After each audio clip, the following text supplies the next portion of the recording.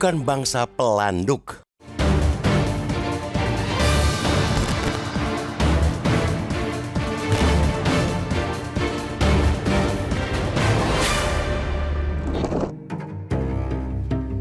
Pengenaan tarif timbal balik dagang sebesar 32% oleh Amerika Serikat terhadap Indonesia mengisyaratkan tantangan serius dalam tatanan perdagangan global yang semakin proteksionistis. Besaran tarif itu akan semakin membengkak jika tarif tambahan 10% bagi anggota blok ekonomi BRICS juga diberlakukan untuk Indonesia.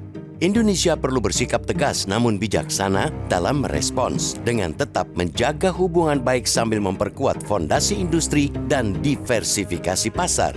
Kebijakan proteksionis ini menimbulkan kekhawatiran di berbagai kalangan, baik pemerintah maupun pelaku usaha. Langkah ini dinilai sebagai bagian dari strategi dagang Amerika Serikat untuk melindungi industri domestiknya.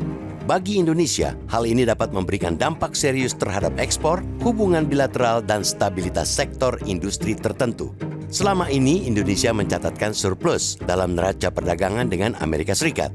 Negeri Paman Sam itu merupakan negara penyumbang surplus terbesar dalam hubungan dagang bilateral dengan Indonesia tahun ini, yang mencapai 5,44 miliar US dollar.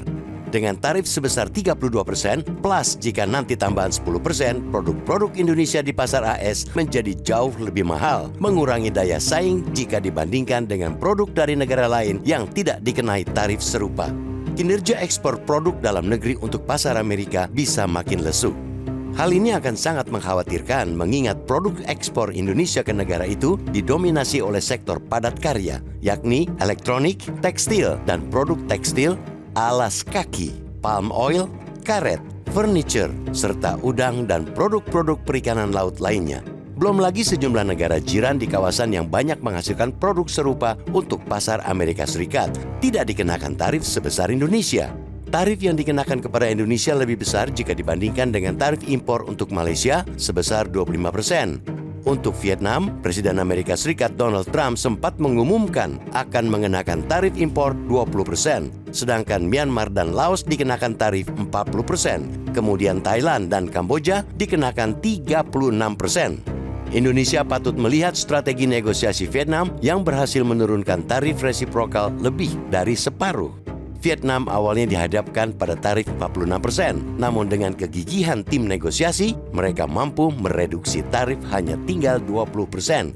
Untuk itulah pemerintah perlu segera melobi pemerintah Amerika Serikat dengan sangat keras untuk membuka dialog bilateral dan memastikan ruang negosiasi. Langkah ini penting untuk menjelaskan posisi Indonesia dan mencari jalan tengah.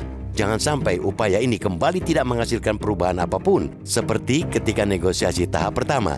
Namun tentu negosiasi yang dijalankan tetap harus mengutamakan kepentingan nasional.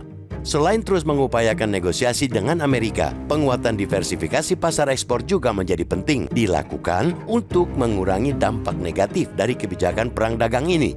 Perkuat hubungan ekonomi dengan negara di luar AS, baik itu dengan BRICS, Uni Eropa, maupun negara-negara Timur Tengah. Kemandirian ekonomi dan diplomasi perdagangan yang kuat akan menjadi kunci dalam menghadapi tekanan eksternal semacam ini. Pasalnya, pengenaan tarif kali ini bukan sekadar persoalan menyeimbangkan neraca perdagangan, melainkan juga terkait dengan persaingan geopolitik yang lebih besar. Jika Indonesia sampai terseret terlalu dalam tanpa kemandirian sikap dan ekonomi, bisa saja negeri ini menjadi korban sampingan dari perang dagang dua blok ekonomi terbesar di dunia. Jangan sampai kita menjadi pelanduk di tengah perang dagang yang terus berkecamuk.